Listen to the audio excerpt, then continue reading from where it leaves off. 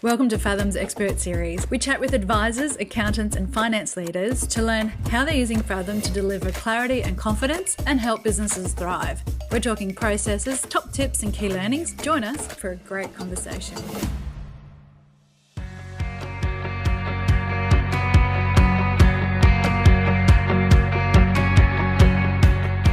Hi everyone, welcome back to the Expert Series. Our guest is Paul Barnes. He's the Managing Director and founder of MAP, based in the UK. Welcome to the show today, Paul. Thanks, Karen. Thanks for having me. It's great to have you. We've been waiting a while to do this interview, so we're really excited today. And I'm joined by Shivani. Shivani, feel free to introduce yourself to everyone. Thanks, Karen. So, hi everyone. My name's Shivani and I'm a Senior Account Manager based in EMEA at Fathom.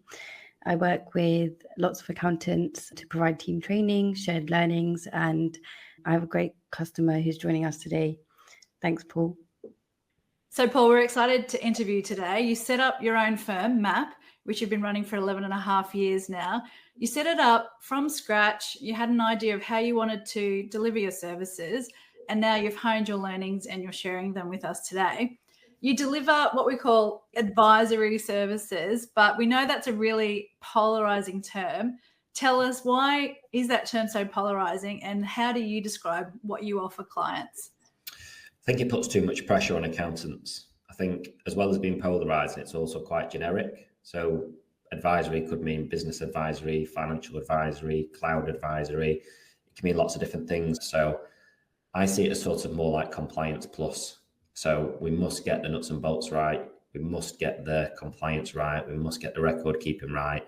And then can we provide a bit of strategic FD advisory on top of that? Not every firm has to, but I think with cloud, the pressure to do that has become more prevalent from our clients and the market, and from ourselves as well. You know, there's just a big opportunity to deliver that as a service. But I think it's important we see it more like facilitation when we're having these meetings with clients, and we're thinking more about how can we provide added value, how can we move the needle on our client's business. I think it's more about facilitation, because when you look at it through that lens, you start to appreciate, well, I do, that the clients will always know their business better than yours. And it can feel very pressurized for you to think you've got to come up with groundbreaking advice to help a client's business. Actually, a lot of the answers are within the client. One of our core values is about being caring. If you just really care about that client, you can facilitate good meetings and ask good questions. You can partner with your clients and get there yourself. So it's not always about the most amazing, unbelievable advice. It's about facilitating good meetings and a good service for your client. Yeah, so it's polarizing because of the pressure to be the expert, isn't it? I love how you're describing that. At the foundational part of MAP services is compliance. For me, it's more about an outsourced finance function. It's not about just compliance or just advisory. It's about how can you start with the nuts and bolts of what a good finance function looks like, which obviously we'll come on to when we talk about our model and how we've put that down into proper documentation. So, Paul, you're starting to allude to your finance maturity curve, which we're going to unpack shortly. Before we get onto that, tell us, what, in a snapshot, is your approach at MAP? What is it that you're trying to achieve? It's about translating finance for business owners. So most of the people that we deal with are not finance professionals. They are business owners who have to be quite good at everything. They're not experts at any one thing, but they need to understand their business. They need to understand their finances. We want our clients to be inquisitive. We want them to go on a journey with us. And so it's about making sure that they're well educated on, one, what good finance function looks like, and then two, on how it applies specifically to their business. It's getting in a room together. It's being curious. It's being vulnerable as well. And yeah, it's, as I say, for me, finance is a language, and it's helping our clients to understand that language. I love that, because you often hear accountants say that the business owner instinctively does know what's happening in their business, but then to understand a solid approach to finance being applied then to their business to help them solve problems. That's really the connection that you're making, isn't it? You're getting alongside them and Absolutely. providing services. Alongside them is a good term. We talk about partnering.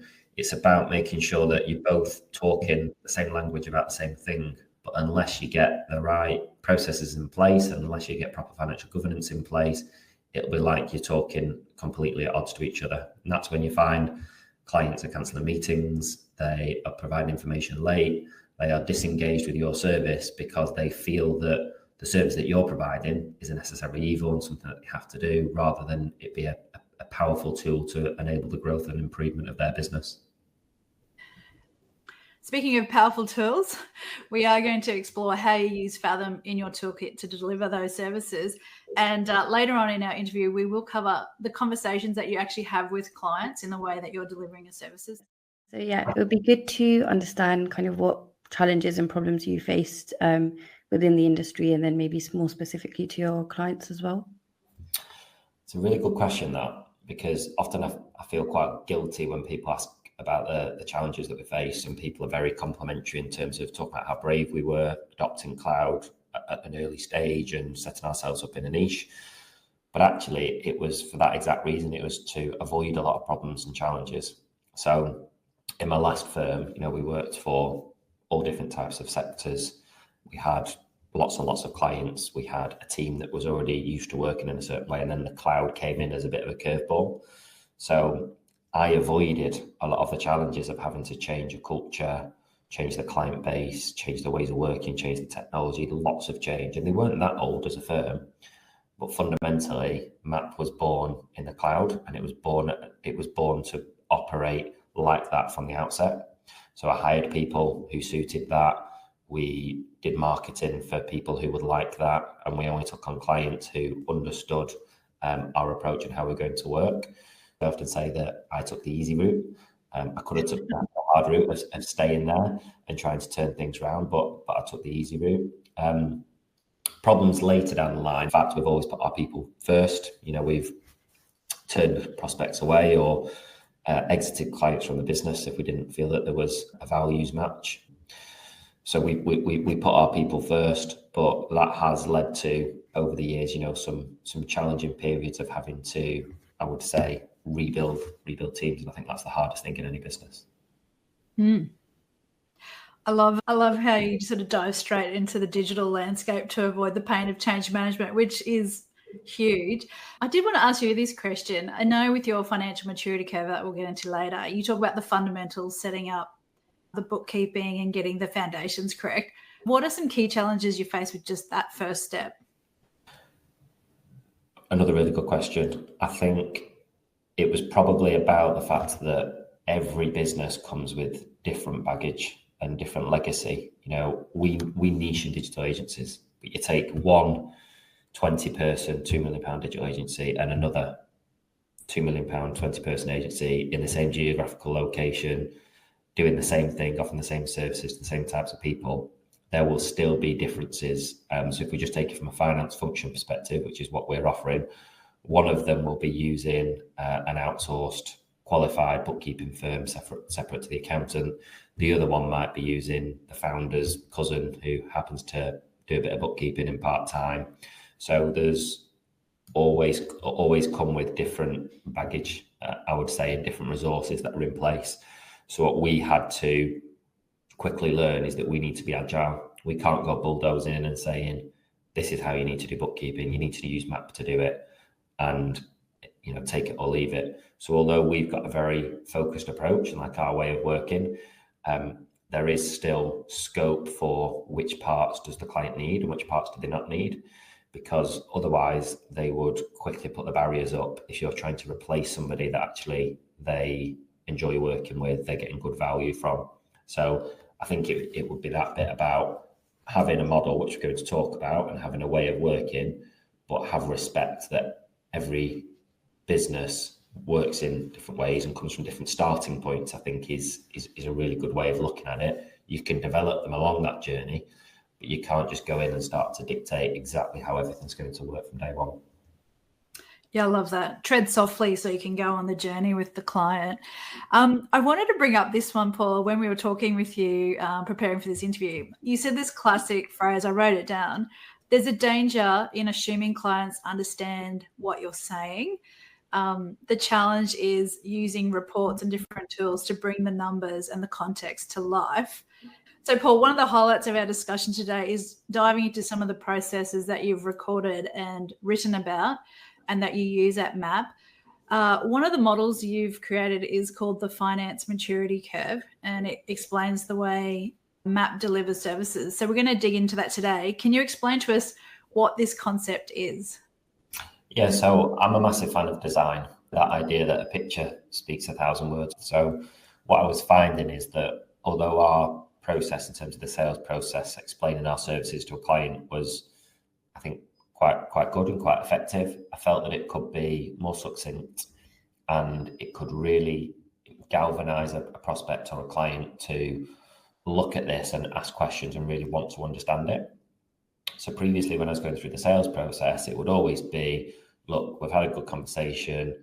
Now we're going to go through and talk about our services and which ones I think are appropriate for you. We still do that. We do very transparent pricing and go through that. But before that, I sort of whet the appetite and start the journey with showing them this curve. Because for me, this is about, again, helping the business owner to understand what a good finance function looks like. Most of our clients are solution unaware. They don't necessarily know what's needed in their business. And so this is about helping to educate them as to, look, as you grow as a business, here's some of the elements that are going to be fundamental for your business to be functioning and making the most of its ability. And so we took the time to put that into a nice graphic. So what was fortunate about this process is that we were able to reflect back on years of experience and what had worked well for clients, maybe what had not worked well. And then if we had like a almost perfect approach to how we would work with our clients and how they would run their finances, what would it look like? And this is what we came up with. So Paul, it'd be great to know as well. I think this would be quite beneficial to other firms to know when you change maybe from that quarterly cadence to monthly, or what is kind of the standard compliance you offer and how those things change between the tiers of essentials, enhanced and extended. Yeah, so those 3 categories that we came up with. So I'll come on to the 9 pillars and then I'll talk about those 3 categories that you see across the bottom. So fundamentally, I'm really passionate that it all starts with good data.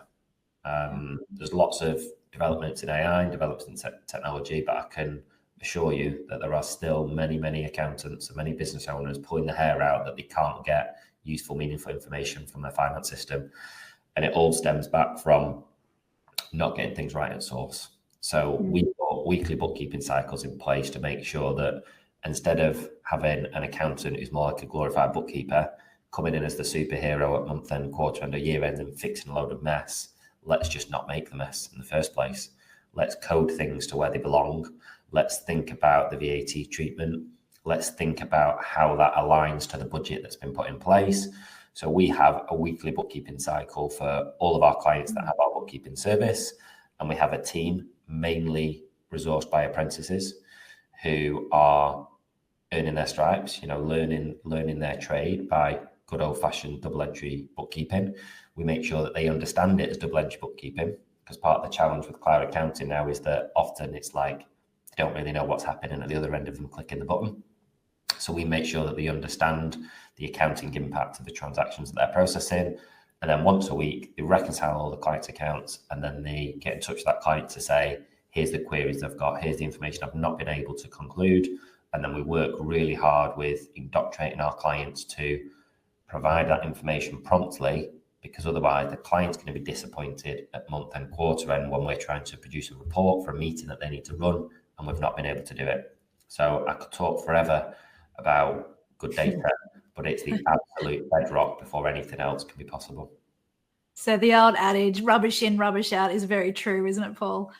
Yeah, absolutely. And as I say, I don't thank or put on a pedestal any accountant who comes in and fixes a load of mess at month end. I say, well, why did we not get it right in the first place? Rather than, fix it as an afterthought. And then the same cycle then happens again the month after. It gets done all wrong. The accountant comes and fixes it. The meetings may be delayed to go through month end. It's just unnecessary. Try to get things pushed down as low as possible to the people that are, often in training, in all truth, to learn how to code data. And then they're world becomes much more rewarding as well, because then they can see the implications of the work that they're doing on the accountants and the FDs and the business owners later down the line. So obviously at the core of what an accountant does, like it or not, is compliance. I like it because it's something that our clients need. We don't need to oversell it to them. The government require them to be compliant, to file certain returns periodically. Again, that's only possible to be done as seamlessly and prompt and accurately as you can if the data's right. Once the data's right, then you can make sure that, you know, deadlines are not just met by skin of your teeth at 5 minutes to midnight. You know, we have ages of time to, by the way, file payroll, file VAT returns, file year-end accounts. You have loads of time after the period end is closed. So let's make sure that these reports are filed quickly, because that's less stressful for everybody.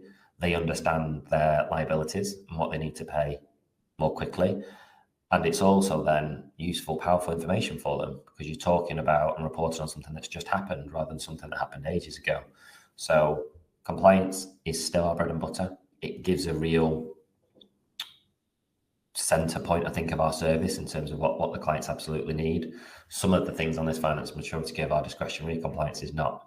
So once you've got appropriate effective data, you can start making compliance stress-free and more accurate. And Paul, do you have a set compliance team who manage that function? We actually offshore a lot of our compliance work. So when it comes to VAT returns, that's done by the same people that manage the data, which for me makes perfect sense, because if they make a mistake in their weekly bookkeeping cycle, they're then having to fix it themselves at quarter end for VAT. So they might as well get that right at source, and then the filing of the VAT return becomes more seamless. Payroll, I'd put in compliance. So we have a payroll team managing the payroll, but then we have an offshore team managing management accounts production, statutory accounts production, and corporation tax, and self-assessment as well. So I think one of the mistakes that some firms make is that they assume that you offshore the bookkeeping. For me, bookkeeping is far too important to the core of everything else that you can offer. If you offer a service like we do with the outsourced finance function, it also requires lots of hand-holding with the client and lots of communication back and forth with the client. So I firmly believe that that's something that needs to be at the core of your service rather than offshored. Where I think offshoring works really well is the things that are less client interactive, and they just need good, talented, diligent people who can make sure that the work's done well. And that's what we do with our team in the Philippines before it then comes back onshore for our UK team to then pick that information up and use it to translate back to the client. Yeah, that's awesome. So you've sort of got a closed loop process there between the foundations and compliance, so you can make sure that process sits nice and tight and within your team. That's a great approach. And then management accounts essentials for me is this aspect that however big or small a business you are, you should always be able to answer the question, how much profit did we make last month? But I can assure you again, the vast majority of businesses will not answer that question, because they're not applying the accruals concept at month end. They're not doing proper revenue recognition, accruals and prepayments. They're not making a provision for the corporation tax. So at an absolute basic level is, can you produce an element of the financial statements instead of just once a year?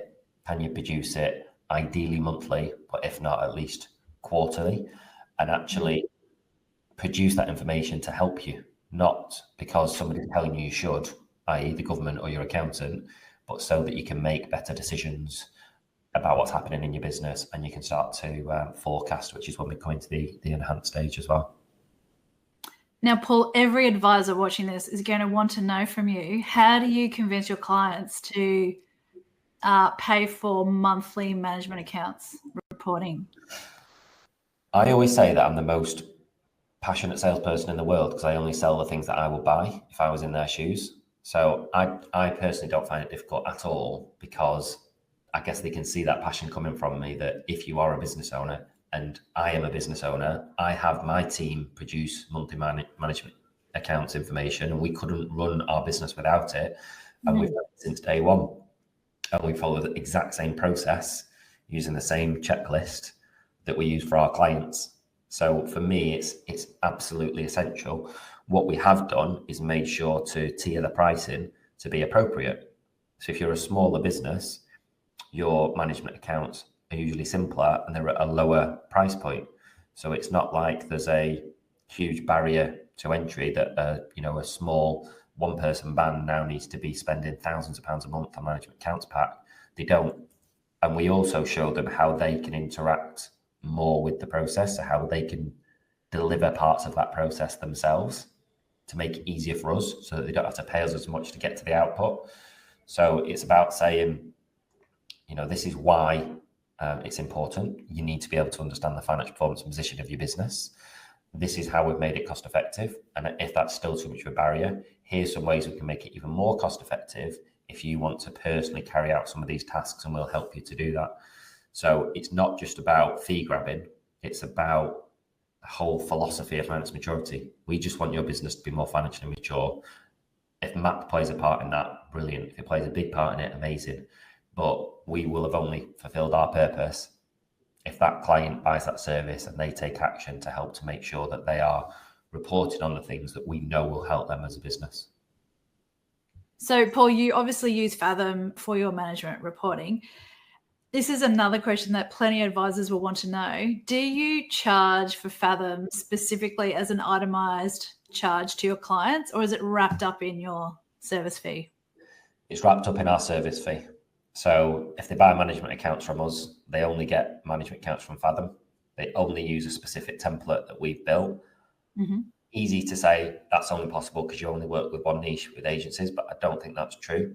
I think the fundamentals of our monthly management accounts pack, which we can come on to, are a good old-fashioned P&L and a balance sheet and a variance to budget. That's relevant to any business. It doesn't matter what sector you're in. But by producing a template pack in Fathom, we can help to bring it to life to the client. So we're not just using words that they don't understand. We're actually showing them what that means and, visually what that looks like. And we're looking forward to diving into that report soon. So tell us what the next phase of the curve is. Yeah, so that sort of sums up what we mean by essentials, getting the fundamental aspects right of the core finance function. And the vast majority of our clients will be using us at the essential stage.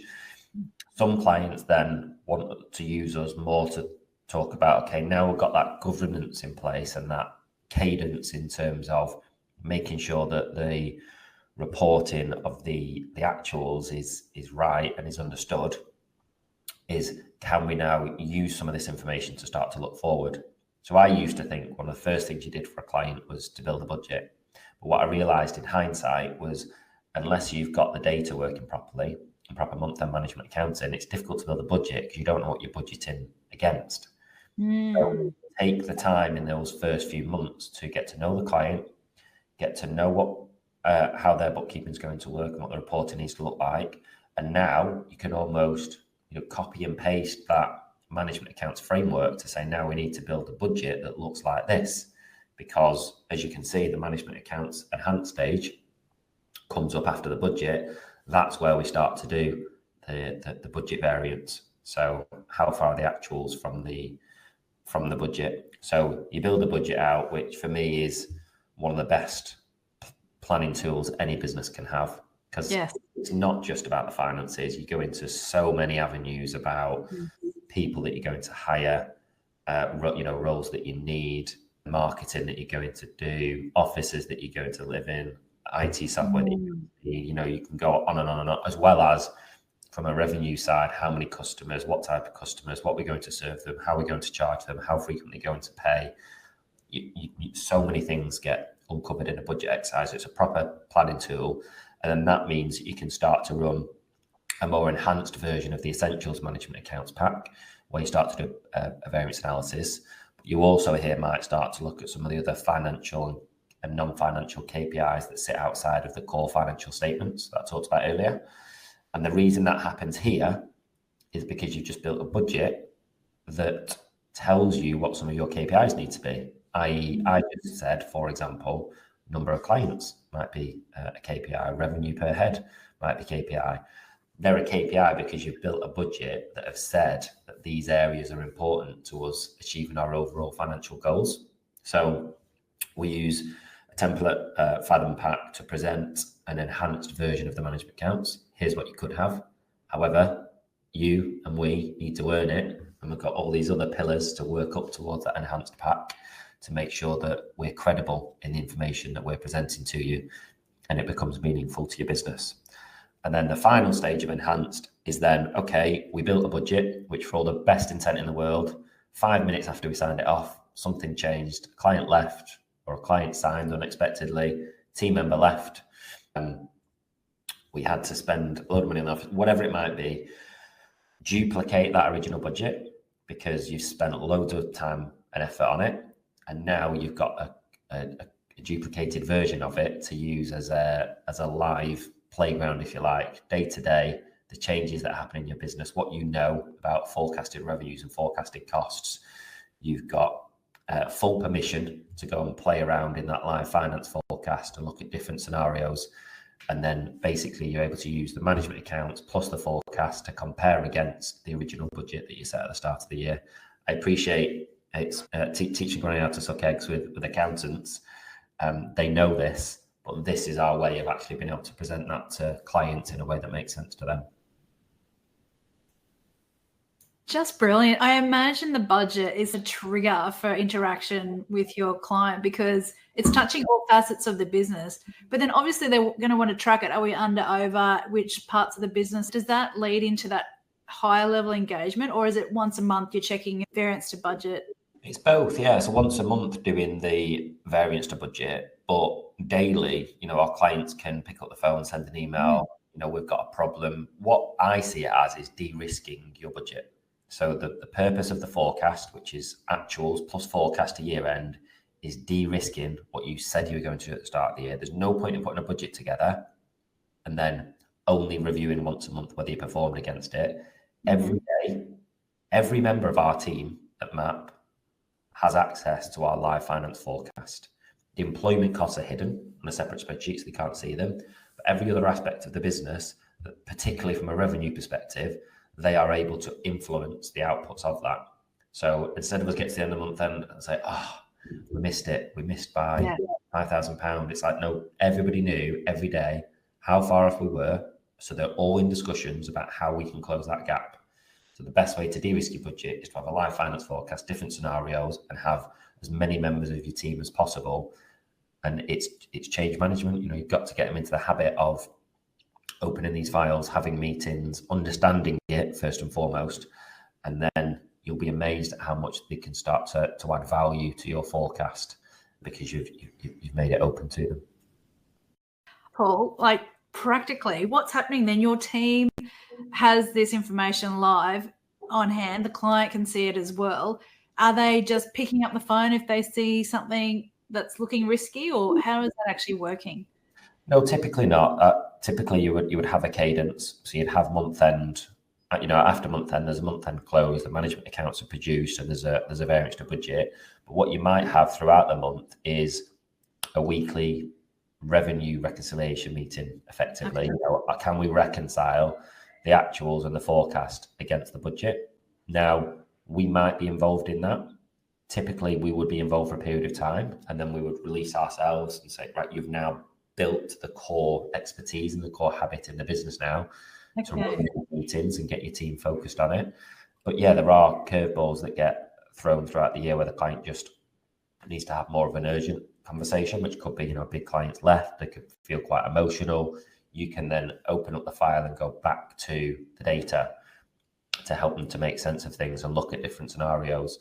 But the beauty of having the monthly cadence in place is that most things are not urgent. Most things are better discussed in the monthly meeting when the emotion has calmed down. You're not, gut reactions. You're not acting in the heat of the moment.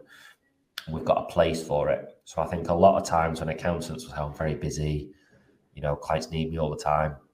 If you've not got a cadence in place, clients don't know how to behave. They don't know when and where to have these conversations with you. So guess what? They'll be calling you, emailing you, texting you all hours.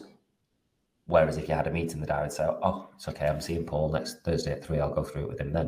You might send an agenda over to Paul or, an agenda item over in advance so that you can both start to prepare for it.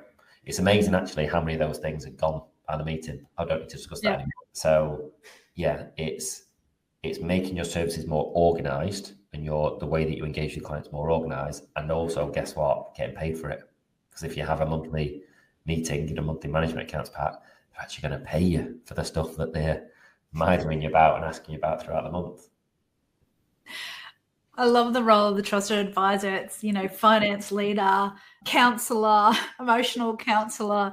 And also, I think this is new for me to hear this from you, that you're actually building your clients' capacity or capability. Like if they're having those weekly meetings looking at their revenue, they're starting to troubleshoot and you're building their capability. And then you get together once a month and you're able to charge a full fee for that connection to review. Yeah, we want our clients to achieve their goals. We want them to perform. We don't just want to sit there after month end telling them hit or miss, like telling them the output. Like finance is just the output at the end of all of the business activities, isn't it? So we want to help them to get better at the day-to-day business activities that lead to the performance at the end of the period. You must have had clients come to you where they have no idea what they're doing, or do you feel like most of them are switched on from the beginning? Because I know you said some of them are already sold, but it would be interesting to know if like you had any that came to you and I guess, have really grown with you and a lot more financially savvy now compared to when they, signed up. You definitely get a huge range, like a business owners of different backgrounds. You can tell the ones that have had a failed enterprise in the past because they are really tuned into, I wish I'd done this the first time around, and they're a really easy sell, if you like. Those that are running a business for the first time and they're growing, but finance is not necessarily keeping up, they don't recognize what good finance looks like, and you need to spend more time with them. One of the real beauties of the finance maturity curve, and what we wanted to achieve from this, is to say, if we said, we only do this essential stuff, it's not exciting enough. It's not exciting enough to people to change. People really struggle with moving service provider, working with a bunch of strangers that they've never met before and changing their business. If all we did was the stuff on the right-hand side, we wouldn't have that problem. They will be excited. Wow, it's strategic. They're going to talk about my goals and my vision, and they're going to be, providing strategic advice and support. I'm going to have an outsourced FD. I'm going to have an interim CFO. Amazing. But that will also fail because you've not got the fundamental building blocks in place that we've got over on the left-hand side.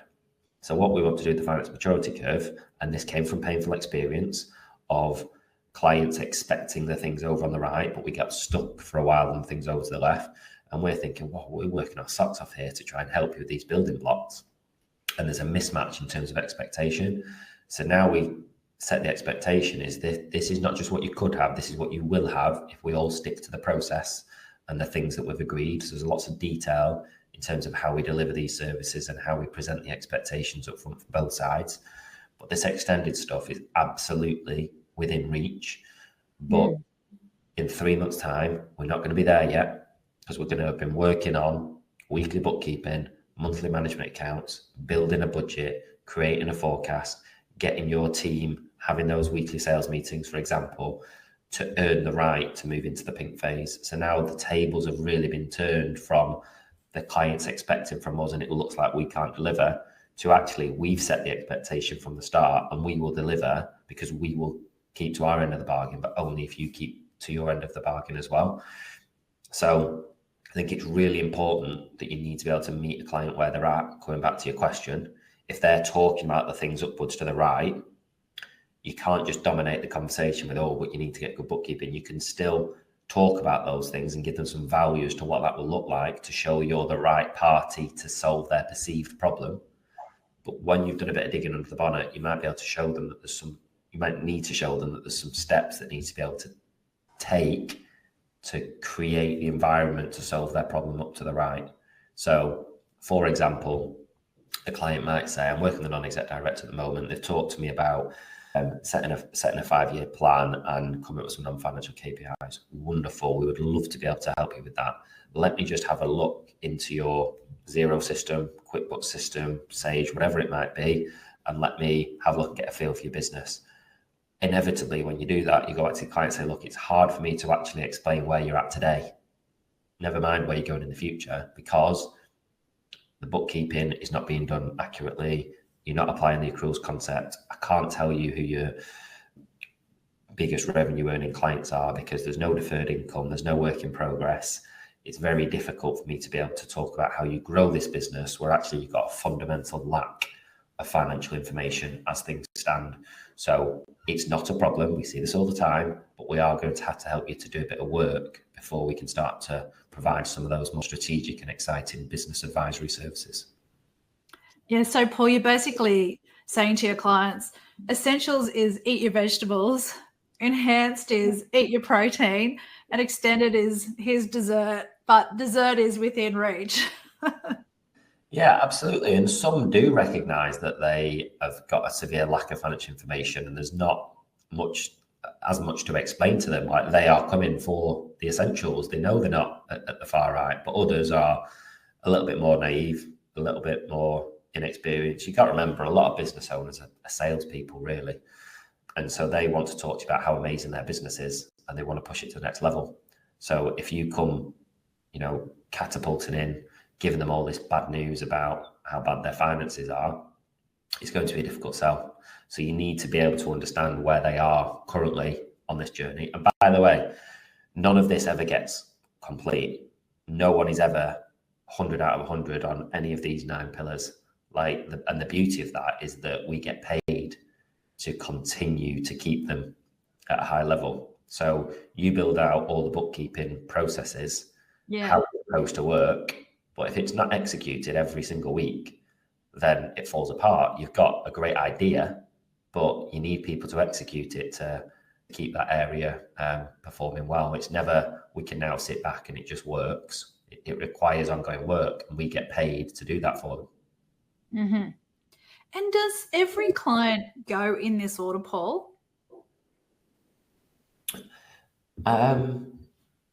It depends how you look at that, really, because does every client go in that order in terms of pay map for appropriate and effective for number 1, then number 2, then number 3, number 4? No, that's the order that I feel that things need to exist, but they might come to you and they've already got a budget, for example. So they might already be coming in at step 5, but although they're starting at step 5, there might be some work that needs doing on steps 1 and 3, for example. But what I would say is that you can't really get to 6 unless you've got 1 to 5 in place. You might already have something in place and you might not need map for all of them. But I do believe it is chronological in terms of the priority order. You can't produce a live forecast properly and accurately, I don't think, if your data's all over the place, because then what are you looking at? Yeah, and I love, you call it the financial maturity curve. So you're checking that all these things are in place so that they can keep maturing, their business can keep growing, and their financial maturity. It's an excellent graph. I can just imagine that your clients love seeing it visually. It's quite a milestone to be able to, as an owner of a firm, put your business in such simple terms. The word maturity has been really important to us. And coming back to that thing about expectation, finance is a fundamental aspect to a business, and you have far greater chance of being successful if you are financially mature. So we will help you to be financially mature because that is a key ingredient to being financially successful. But you can't take full responsibility for the overall financial performance of a client's business. That's their responsibility as a leadership team. But you significantly increase their chances if you help that business to be financially mature. That is fantastic. We're going to change tack now and dig into enhanced, or as I like to call it, the protein phase of the 3-course menu that MAP offers. We're going to dive into, will we start with your management accounts first, Paul? Do you think that's a good place to start? Yeah, absolutely. Let's start with the management accounts. So we actually landed upon Fathom many, many years ago when we were looking at benchmarking software, because we specialize in a sector, digital agencies. We thought we should probably have a way of being able to benchmark our clients against one another. And that's how we landed on Fathom. What we then actually found is that there was far more to the software than that. And one of the things we were really keen on is creating a template management accounts pack, because we deliver so many of these on a monthly and quarterly basis. and for a specific sector. We wanted to be able to create a easy to produce, well-designed, good-looking management accounts pack, and that's when we created this template. And if I'm honest, that was probably 7 years ago, and this template hasn't changed much since then because it hasn't needed to. We've only made small iterations to it. So tried and tested, Paul. Absolutely. And when we take on a client, we just present this demo every time. When we take on a team member, we just train them how to do this. And there's actually not that much work required in Fathom now on a monthly basis, because all of our journals are done inside Xero. All of our work papers are done inside Google Sheets. So Fathom, really, the pack's there. The work is minimal because all the hard work's been done. So Paul, as you go through the management account report, do you mind sharing with us how you train your accountants in having a conversation with the client in each section of the report? Yeah, so I'll actually do like a mini presentation to you now as I scroll through it, so you can see what we train and what we're asking the presenters to do. But we have the concept of playbooks, or the businesses might call them SOPs, standard operating procedures in their business, and we break the playbooks down. So usually with management accounts, there's one person preparing, one person reviewing, and one person presenting. Now, it might be that one person takes up 2 or 3 of those roles, but we break it down and we write the playbook out and use videos to show how you go through each of those things. So we also test them as well. So we have our own certification. So we take our team through the Fathom certification, and we have our own certification as well that tests to make sure people have understood the playbooks. So here's me now with a client. Effectively, I would remind them that before we go into the detail of the period, let's remind ourselves of the goal here. What are the outcomes we are working towards? So we would usually have an overall goal, which could be an exit, a certain valuation, to be recognized in a certain way, to achieve a certain size or performance of business. So for example, this business is to get to a valuation of £5 million, an EBITDA of X, and then something a little bit more about the purpose and the non-financial side as well. Then it's okay, how's that broken down year on year? So coming back to the finance maturity curve, this would be the mapping exercise to say, where do we want to be? Where are we now? How are we going to get there? So you can see that year on year. And then what you're basically saying is we are now about to go into the current financial year and the latest reporting period, which normally is monthly. So then you go through to the next slide, and this is top row KPIs for the month, middle row year to date, both P&L, and then the bottom one is some key balance sheet indicators. So standard financial performance and financial position, but fundamentally what we hammer home from a very early stage is the best gauge of performance for your business is against your own plan, not against your mates or your competitors, not even against what you did last month or last year. If you already know that December is a lower month because you've got less resources available, then you set the targets lower and we compare against those targets. But they still might be a higher target than what you achieved last year, hopefully, because hopefully you're growing as a business. But you might be in a recession, you might be in a downturn, so you might have actually set targets that are more modest. There's no point, therefore, beating yourself up that you didn't achieve last year's numbers. It's how far were we in December against the targets that we all agreed to, and where we're off, why are we off? So we use these indicators in Fathom to basically say, and our clients love it, are we green or are we red? We want lots of greens, and that language starts to come through in the emails and the meetings that we have. You know, have we turned green this month? That's great. Have we achieved green? But it is all against the budget that we set for that particular month. It's visually powerful, isn't it, to see it on a page like that? Yeah, I call it a snapshot. So this might be something that's shared with the wider team. You might feel uncomfortable sharing some of the financial position at the bottom in terms of the cash and retained earnings. So some of our clients will share with their team just the top rows. Some might just show the revenue. So we'll have that conversation, talk about the pros and cons of that. But what we then basically do is say, okay, we're now going to look into each of these numbers in a little bit more detail. And we slide to the next page, which is basically that top row. So we've just said profit and loss, revenue and operating profit for the month against budget. Now we've got the concept of the collapsed P&L. So how has that money been made? It's been made from these revenues, these direct costs, and these overheads or expenses. But fundamentally, we've collapsed them into only 7 overhead categories, for example, only 3 revenue lines. Now, within number 1 staff costs, you might have 10, 20, 30, 40 nominal accounts behind that, and we can expand that in Fathom and look at the detail of each of those. If it's £433 out, we might say, that'll do. I'm not too interested in digging into that. We were there or thereabouts our advertising spend. If we've spent £15,000 more on our office cost than what we budgeted, I probably want to know why.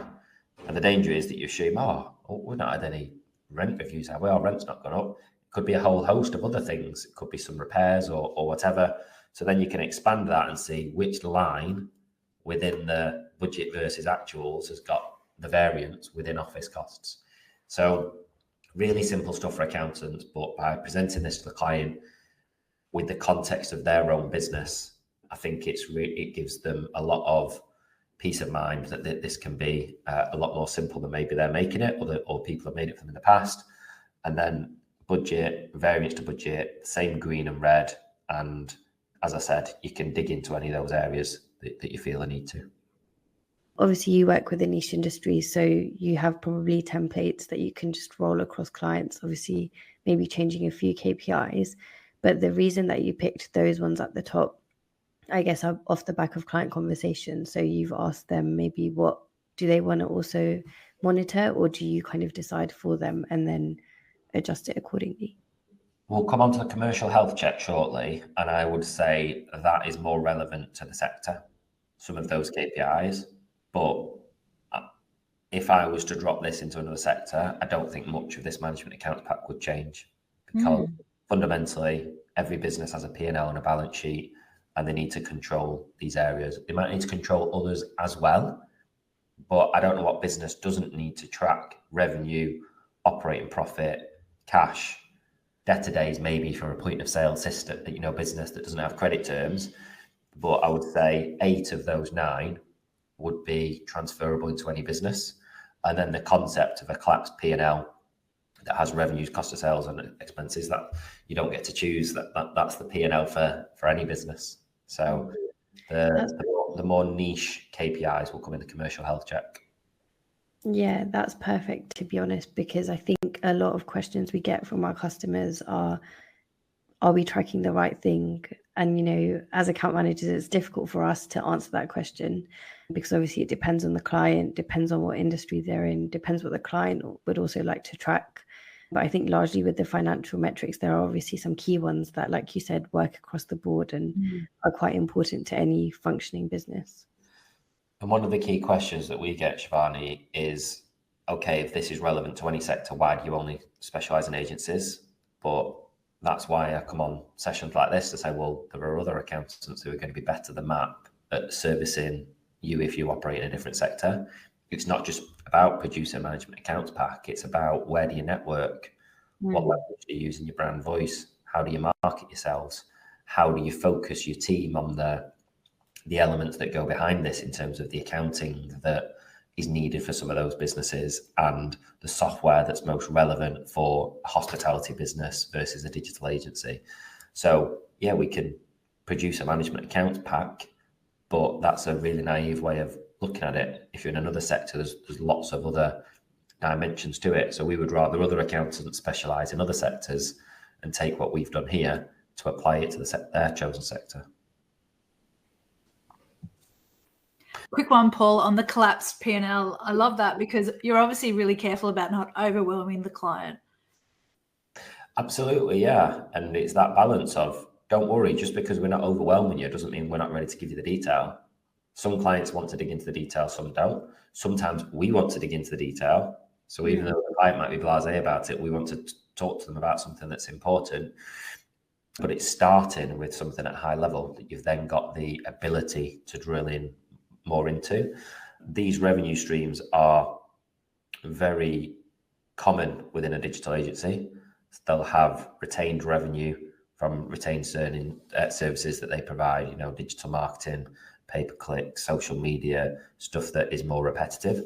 And then they might have projects, you know, web builds, projects that are building a website, building a platform. And then they might have some stuff that they recharge to their clients as well. So we separate that out so that then we can have a budget for each line and actuals for each line and talk about the variances. And then when you go into the budget, it will have, you know, the individual projects and retained clients within that as well. And we talk about, you know, we don't want to disguise the fact that, for example, here, brilliant, high fives, we've done £33,000 over our budget this month, but hang on, we've got a problem with project revenues. If we only looked at the total revenue, then that's now disguised. So thinking about what goes into here, and by the way, for majority of our clients, this will be absolutely perfect, but we don't then just copy and paste it. We then take the time to say, actually, you don't have recharged revenue, do you? Or you've not got a goal to build retained revenue because it's not relevant for the type of business that you are. So although we've got a starting point, we will challenge our own template on our own thinking. Awesome.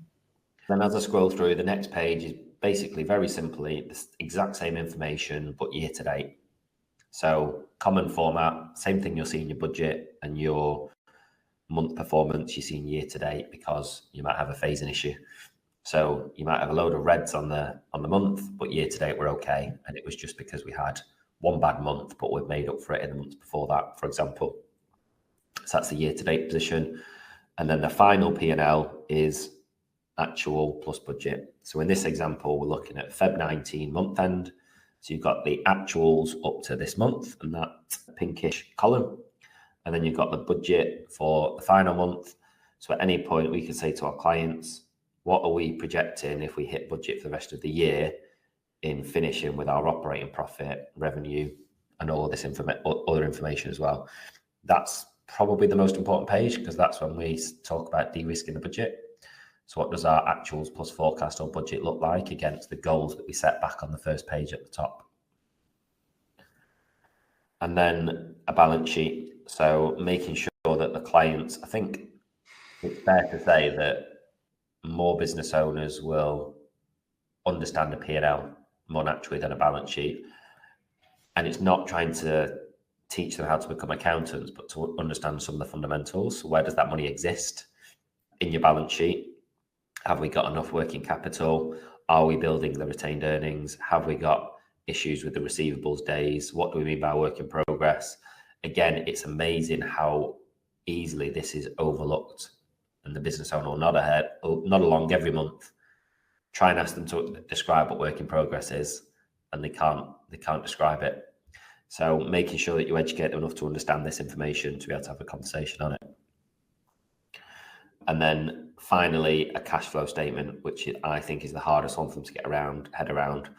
And that's how we answer the question, how come we've made profit, but I've not got anything to show for it in the bank? So this is a really nice waterfall approach that Fathom have created for cash flow statements, which I really like, and our clients really like it. And it basically just helps you to talk through why profit doesn't equal cash. So showing the P&L lines that you've just been through, but how then cash is a representation of that, as well as changing payables, changing receivables, etc. So clients really like this one, and it helps to breathe more life, I think, to the P&L and balance sheet above. So that's the final page of the management accounts, and that's how we finish every monthly meeting. And is this the major light bulb moment when you've got a new client? Yeah, there's lots of light bulb moments with new clients, I think, because often they are, very uneducated. I don't mean that in a patronizing way towards them. I mean, they've not been educated by previous service providers. They've just been reports in their inbox that they don't understand. So this is the first time. Often there's lots of light bulb moments of understanding what a lot of these terms mean, and obviously presenting it like this really helps them as well. So that's a critical part of the playbook you were talking about, to use this page to educate them on profit versus cash flow? Yeah, the playbook basically says, this is, and by the way, we're not trying to create robots. We're not saying that this is how you have to describe everything. but there are some fundamental principles of what we present and how we want you to talk about it. We want them to bring their personality to it and go off script and deal with the different types of personalities of clients, but there's some fundamental aspects in there to make sure that, you know, they've got a framework to guide them and to train them and to give them confidence as well.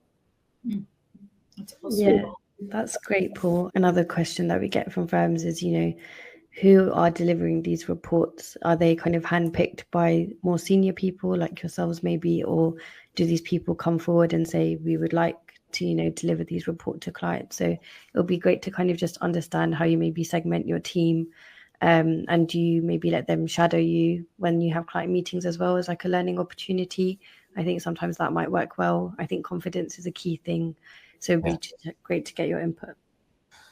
Yeah, absolutely. So first of all, it's very rare that clients are asking for these things. You know, not many business owners are desperate for a set of management accounts or a cash flow statement. So if I hear team members saying, oh, our client won't be interested in that, our client's not asked for that, it's like, well, you're going to present it to them anyway. Like, you're going to talk them through it, because you'll be amazed at how many people don't realize what they actually need in their business until they see it for themselves. So we present it to them because we're not doing our job properly. If I've got no problem with presenting something to the client and they say it's not for them, but I have got a problem if we don't present it and give ourselves a chance to help that client to mature financially. And guess who they're going to blame, you know, several months later down the line when they're going for a finance application or awards or trying to get the year end done and the books are a mess. So we can't control everything. And we've got a young team. It can be daunting dealing with business owners, but we at least need to put our best foot forward and endeavoured to help the client to understand the importance of this stuff. So one of our core values is to be brave. We look to hire people who are brave, and caring is another one. So you're brave enough to have the conversation with the client. You're caring enough to be able to tell the client, you know, I know you said this is something that you don't want, but I'm just going to, if you could just give me a moment, I'm just going to explain it to you because I think it's really important that you hear it. I think it's something important that you consider in your business. So if we've got people with those characteristics, we can work with them, we can train them on everything else. We've got loads of training and processes, but the values are what you know, the absolute non-negotiables that they need to come through the door with, and they're two key ones for us. Yeah, that's really good to hear. You completely understand as a business owner the challenges and, you know, having those conversations that might be difficult at times, but, you know, they're important and you need to have them. So yeah, that's really useful. One more question from me around kind of the report. So I know you said that report is quite generic. It can be applied across industries. You said it's an easier sell with new clients because, you know, they don't know or they're none the wiser. But for legacy ones that maybe are stuck in that essentials bit, have you had any that, you know, aren't willing to move along the maturity curve? So again, go back to something I suggested earlier, is I took the easy route. So we haven't got legacy clients. So we don't really have legacy clients that have not been told about this. What our team therefore are responsible for is continuing the message that I have positioned during the sales process. So during the sales process, I've told the clients all about all this stuff, then shortlisted it to what do you need here and now, and then helped to create a bit of a roadmap. And then I've trained our team on how to continue that message through the onboarding process. And then through the delivery, we have an annual service review process where we pick it up again with the clients. So all of our clients know about all this stuff all the time. We're also talking about it in webinars that our clients come on. It's all across our website. Every time I stand up at an event, I'm talking about it. So I dare say, you know, some of our clients could present this as well as I can, because this is all they've heard from us for many, many years. Paul, you're going to step us through your commercial health check. Can you explain where that fits in the process and then walk us through it on screen? This is another template that we've built in Fathom, and it actually came about by a non-exec director reaching out to me, and she talked about the concept of the commercial health check. And it was a slide in her presentation that she would say to the client, these are the things as a digital agency you absolutely must know and you must track. So we built it out in Fathom with some back and forth and some support from the Fathom team as well. So this is where, before I talked about the management accounts, I think are quite ubiquitous that we create, and I think they will work in most sectors because they are fundamental principles of accounting and financial statements. The commercial health check is when we then get into some of the nuances and some of the financial and non-financial KPIs that are relevant to our sector. So I'm presenting this now via a browser. This can be downloaded into PDF, but this browser version will help things to stand out and you'll be able to click into things. So we start with an executive summary. So we look at the financial statement indicators that we would have seen before with the management accounts, but then we complement it with other things as well. So this is me presenting the commercial health check now that we've created in Fathom as a template. And I would be pitching this to a prospect to show them what they could have. And then obviously delivering it to clients, but only those that have got up to that extended phase, because you're really going to struggle to produce this report if you've not got, again, proper bookkeeping processes, revenue recognition, everything else in place. These numbers will be inaccurate and not meaningful at all. So I would be saying to a prospect, once we've got the fundamental management accounts cadence in place, this is what we'd like to be able to start talking to you about. So absolutely, we talk about the core financial metrics that you're used to: revenue, gross profit margin, operating profit margin. We understand the benchmarks in terms of this sector and what good luck looks like in each of those areas. And we help to bring that to life with very simple visuals in terms of whether you are on or off target. Although we know the sector averages, we don't want you to be average. So we'll be setting targets that are relevant to your business and helping to stretch you as a business, which will work out through our budgeting and our mapping process. For example, cash cover, typically we say a target of at least 3 months, which is if you were to lose all of your revenue today, how long could you keep the business going out of existing cash flows? Accounts receivable. So how quickly do we believe, based on the clients that you work with, is a good target? There's no point in us setting 30 days when you're working with big companies that you've agreed 60-day payment terms. We want to track against that. The quick ratio, which basically identifies how well you can pay for the liabilities that already exist in your business out of the cash reserves. Compensation to revenue is a key one for an agency. So how efficient is your team at delivering the revenue that it should for the size and shape of team that you've got? Similarly, with revenue per person, can we increase that so that we're getting more output per person? How utilised are the team? So what percentage of their time is spent on recoverable client work?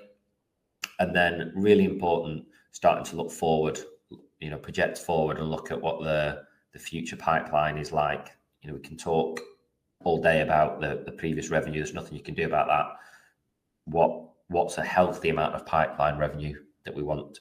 And how far are we off against that? And then typically things like the balance of your team between employed resource and outsourced freelance resource as well. So these are observations in Fathom, which means that once you've set these targets up and these descriptions up that I've tailored to be suitable to our voice and how we want to speak to our clients, the rest basically takes care of itself because it feeds data in from both your accounting system and Google Sheets if you've got non-financial KPIs that you can't decipher from your accounting system. And then this report looks after itself once a month, once a quarter, however often you need. So I've not created the thumbs up or thumbs down. They're automatic based on performance against target. So once you've built the template, the hard work is done. Then this is just another way of presenting a lot of that information. So people absorb information in different ways. You might not necessarily show all of that and then all of this. You might choose one or the other, particularly for this top table. But this is just a way of making it far more succinct. So it doesn't include the descriptions, but it allows everything to be in one simple table that you can just cast your eye over. You might, for example, do this in the first few months. When the client then understands the definitions, you switch it to this one and you delete that top one. But I have added some extra things in here, such as profit per client. How much profit are you making on each client? So have you got some that are dragging the business down and some that you're relying on? Client concentration, really big in the sector that we service. So many agencies have been born out of having one large client which obviously has huge business risks. So you can track that. And then again, just a different way of presenting it. How many of those are on track? How many are off track? So I start with all three formats, but then you can start to delete and make the report more succinct as the client, develops their financial maturity. Mm. And then the pages that follow, similar to our management accounts approach, then go into detail with some of those KPIs. So everything I've shown you so far is about current month, but this gives context of how does that compare against the last couple of months? What's our trajectory? And then what are we actually forecasting into the future? And this, for me, is the fundamental difference with the commercial health check versus the management accounts, is how can we affect some of those levers in the future, because we can't do anything about what's already happened. So I'll explain more on that in a second, one of the other KPIs, but it basically shows actual for 3 months and then the next 9 months as a chart and as a table, because again, people absorb information differently. Yeah, it's awesome. So I said, I'll come back to an example. If we said here, overhead cover is 3, which is our target for current month, great, but it's not great if it's dropping off in the future. If I took something like compensation to revenue, have we got a problem? In March, apparently we did. But if the forecast shows us that we are where we need to be, there's no point in spending loads of time and energy over a problem that's already apparently been solved. So then we start to say, okay, if it's not where we need to be in the future, what do we need to do now to affect that number before it's too late? Yeah, the historical trend and future trend in a graph like that really tells the story very quickly, doesn't it?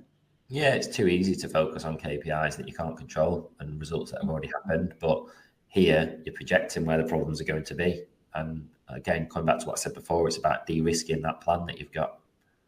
So yeah, that's the idea of the commercial health check, really. Obviously, some of these are very much about the sector that we serve.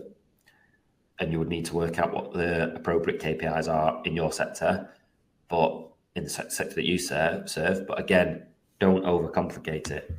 You always have to be one step ahead of where your clients are. You can add KPIs. You're not looking for perfection. You're looking for something that adds value to your client. A few months later, you might add a couple more KPIs, but don't waste a few months of not doing anything because you've not got the perfect suite of KPIs. Let it breathe and let it develop. This one here is a slightly different format because it's each client on a graph. So you can look at each client each month. So Fathom just really easily enables you to manipulate these reports to present information in slightly different ways, or whether you're using charts that are columns, bar chart type, line chart, there's easily ways of changing it, even adding color. Here I decided to do a pie chart for client concentration because I thought that was a better way of presenting that particular KPI. So this really excites clients, I think, because this is quite strategic. And then you go back to, what's the journey that we're going to take you on so that we can start having reports like this and meetings to discuss them. Paul, do you always show this report live in the web-based version? I prefer to, because it's a little bit more interactive.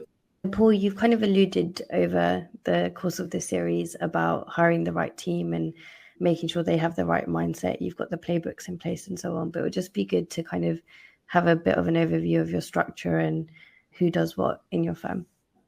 Yeah, it has evolved over time. And the one that we landed on was the one that I'm sharing on my screen now. And the bit at the top about the finance partner and client accountant, that basically replicates the FD and the financial controller, or the CFO and the finance manager, that other people might call it.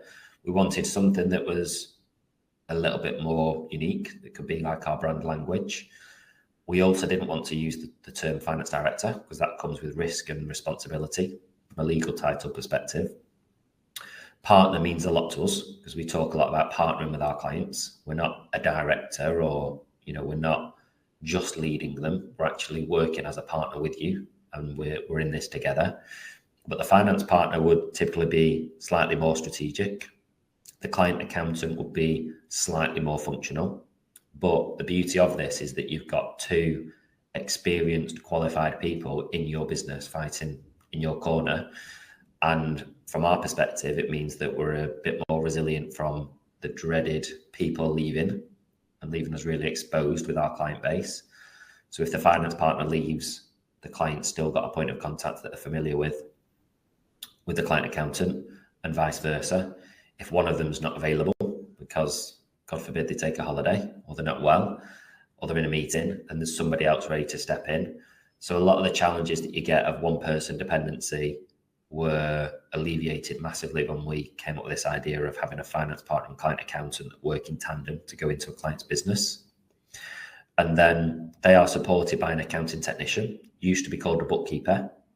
Typically, we take them from college at 18 years old, and by 21, they're fully qualified AAT, and they've spent most of those first 3 years on the appropriate and effective data part of finance maturity curve. So they're going through weekly bookkeeping cycles, they're managing the credit control, paying suppliers, the VAT returns. They're getting a really good grounding in bookkeeping and double entry. The reason we changed their title is because we thought they were more than just bookkeepers. It wasn't justified. The qualification they're doing is the Association of Accounting Technicians. So we changed them to accounting technicians. And as a result of that, it's really broadened our thinking about what they can do as well. So when they're absolutely nailing the core bookkeeping tasks, we could think about, okay, well, couldn't they easily post the prepayments at month end? Because they're the people that posted the invoices in the first place. Couldn't they register the fixed assets and run depreciation? So suddenly we're starting to get them involved more in month end and doing journals. They're doing an accounting qualification, not a bookkeeping qualification. So that represents nearly a third of our team now. So when I said that the essentials is the bit that I get very passionate about and really emphasize the importance of for clients, that's also shown up in the resourcing of our team. Many of the finance partners and client accountants also started off as accounting technicians. And our goal now is actually not to hire finance partners and client accountants ever again. They are actually going to be people that have organically grown within our business from an apprentice accounting technician and worked their way up. That accounting technician will obviously work very closely with the finance partner and client accountant. However, they are managed by a manager of the accounting technician team. So the finance partner and client accountant focus on the client. The work that they get from the accounting technician has already been reviewed, managed by a head of the accounting technicians. So you've not got finance partners and client accountants managing a lot of apprentices. That's a separate team within our business that has somebody who's absolutely passionate of helping those people, those young apprentices, to be the best they can be. Not willing, passionate to really push those people and protect them in our business as well. And then all of those people are technical. So we have a client coordinator who's non-technical, who helps to make sure that the wheels keep turning, information gets gathered from the client, all of our systems and processes are up to date, so that when the accounting technician and the finance partner and client accountant, the technical team come to do their work, all the bank statements are there, all the information's there, because the client coordinator that's not a technical thing. We just write down the process of what we need them to chase for, and they work on that bit. So the technical people spend more of their time on chargeable work. And then the payroll team, obviously payroll in itself is a completely different skill set, completely different part of legislation that is always changing. So we have people who are experts and passionate about payroll and auto enrollment. They make sure that that's done well and done seamlessly for the client every month, but also make sure that the journals for payroll are then pushed into the account system properly as well. So that's one less task that the finance partner and client accountant have to do. And fundamentally, that comes back to what I said before, which is about getting things right at source. Why is a client accountant having to work out what the payroll entries need to be at month end? The payroll people already knew. They just needed to process the adjustment, the manual entry at that point. And I say manual, we've actually worked with a payroll software that integrates with Xero, so that journal of the payroll entry becomes much easier as well. So that's our team, and that's what we present to a client when they come to us as well. We talk about not being one person independent that I talked about before, often they'll say, do I get one single point of contact? It's like you get a main point of contact, but you have other points of contact. So you're effectively here getting 5 people into your business, which then when we start to talk to them about pricing, effectively starts to look like a lot of value for what they're getting to have access to 5 people who are experts in different ways. Every year we take on 3 apprentices, whether we need them, whether we've got capacity need or not, because we know that in 2 or 3 or 4 years, when we need a finance partner or client accountant, we've got people who are readily trained, and they just breathe so much fresh air into a business and so much curiosity. It's my favorite part of running a firm. They're curious, they're keen to learn. To be honest, they're pain in the neck sometimes because they're constantly pushing you, asking questions, wanting to do more things. They finish the work early, asking for more tasks for them to do. So yeah, people who take their career seriously, people who are genuinely good, caring people, because if you've got that, it makes up easily any knowledge or experience deficiencies, because they don't want to let your clients down, they don't want to let you down, they don't want to let your team down. Being a team player is another one of our core values. So it tends to be, humble people, often introverted, put others before themselves, and come here to make a difference and not just plod along. Fantastic. Thanks, Paul. You've outlined how you prove and show value to your clients. You've got your financial maturity curve, so you can spell out the structure of your services and the journey that you want to take your clients on. You've got the dummy reports where you can start engaging your clients and show them how you can bring the data to life and how they can understand it. But the $1 million question, Paul, that a lot of accountants are wanting to know about is then how do you price your structured services? So often there's a lot of talk about price, how you price in terms of fixed price versus time and materials, as though they're the only 2 options. And what we basically landed on before I even started the firm, one of the first things I did was open a good old spreadsheet, list all of these services that we're going to sell, which, yes, has developed and we've added a lot to, but some of the fundamentals still remain that you've seen on the finance maturity curve today. Just use some different language now. So these are the things that we know a business owner or a business needs or might need or ideally would have. How would you decide what one client pays versus another? And basically came up with logical factors for each one. There's not a one size fits all, but we try to avoid time-based pricing. So if you look at bookkeeping, the scope of the work largely will be dependent on how many transactions need to be reconciled in the client's accounts. So we price bookkeeping as a unit price times the number of transactions. So we charge a price per transaction. We do that in batches of 25. So up to 25 is charged at one price, 26 to 50 at another price. And we explain that transparently to the client at the outset. With payroll, it's based on the number of employees, because surely you're going to have more work to do in payroll if you've got more employees, and less work if there's less employees. So we come up with a unit price which reduces with volume based on how many employees you've got. The same with auto-enrollment pensions, submissions, and then for personal tax returns, it's a fixed fee times the number of directors or individuals that need a personal tax return.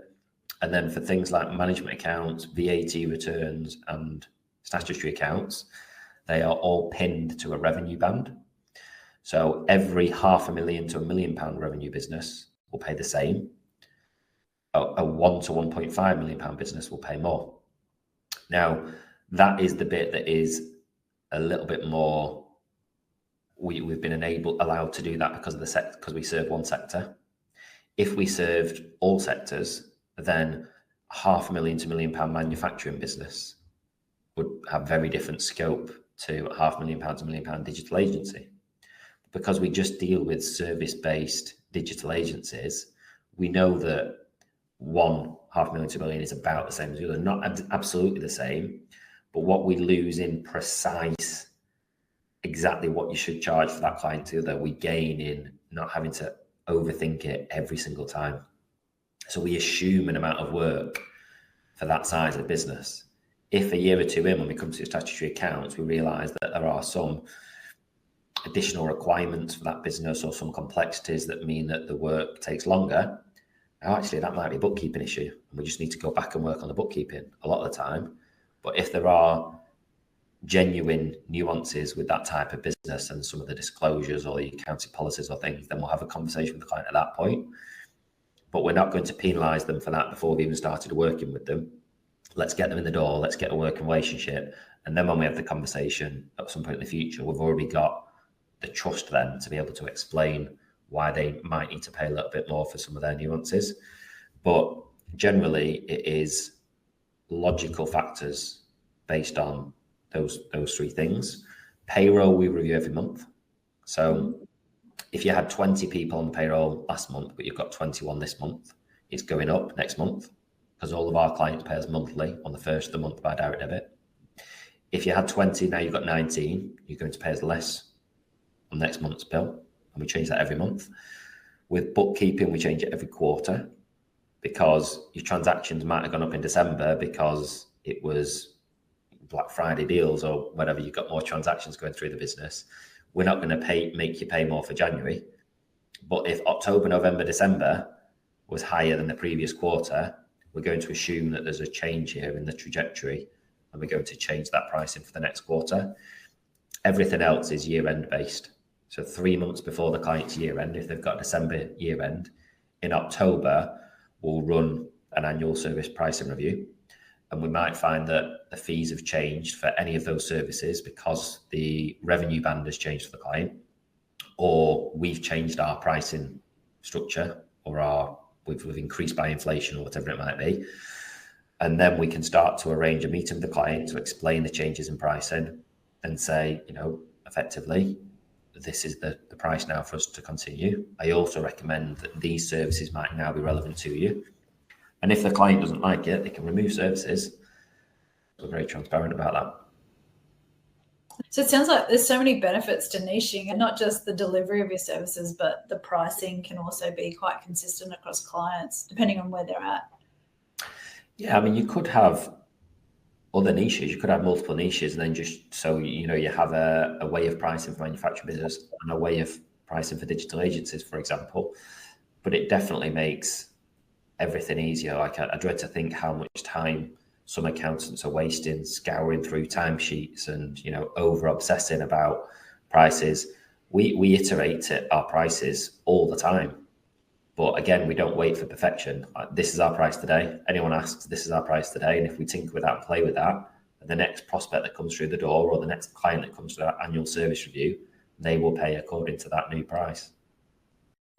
Well, thanks for the interview today, Paul. You've been so generous with your insights. We have a tradition in the Expert Series to ask this question of our guests, and it's this: what's something that accountants aren't talking about enough that they should be talking about more? So I think as accountants, we have this huge opportunity and competitive advantage over business advisors, consultants, many others, which is we are right at the heart of our clients' financial data. So lots of people are trying to certainly advise our clients, and they're doing it, in a coffee shop, bag for five packet sort of thing with limited information. We have the keys to our client's business effectively with the financial data. Let's make the most of that. Let's be creative and think of ways that we can help to bring that information to life, to make it more accurate. And I therefore think if we can make sure that those fundamental aspects of good bookkeeping and good accounting are done, we are in a prime position to then offer strategic or advisory services, whatever you want to call it, to our clients, versus another business advisor or consultant who's trying to get into our clients who actually doesn't have access to that data. So we've got this brilliant opportunity to get the basics done well and then train people to be able to advise based on the data that we've created and the data that we use to then help clients to grow the business, because at the end of the day, finance is that language of business, and we're qualified to be able to speak that language and to be able to control that data in the first place. So don't see it as a risk, see it as a huge opportunity. It's also not one or the other. We put as much effort and make as much revenue out of compliance and bookkeeping services as we do advisory. So it's not one or the other. Allow both of them to perfectly complement each other, and be brave and make sure that you attract and take on the clients that understand that as well as you and your team do. And use Fathom in your toolkit. Absolutely. It's been absolutely core to what we've done. As I say, we don't have to invest a lot of energy into it anymore because it's just such simple technology. We built the templates years ago and we've not really had to tinker with them that much since. It's really powerful and it's colourful and it brings to life information that we might otherwise struggle to articulate really, really well for unqualified finance professionals and business owners.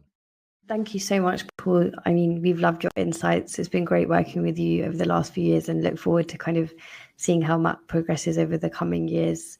So thanks for taking the time to speak to us. No problem. Thanks for having me.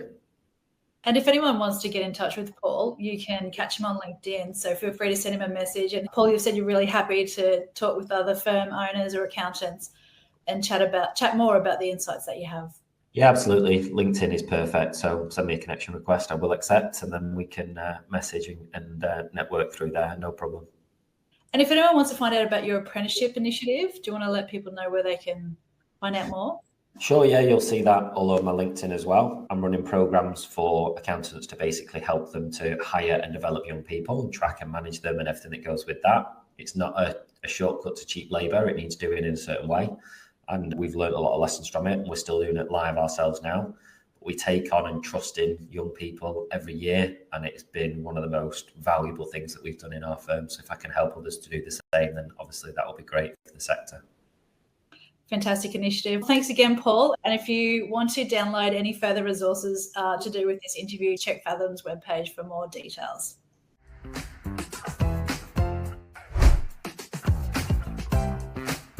Find out how other advisors fathom it for clarity and confidence.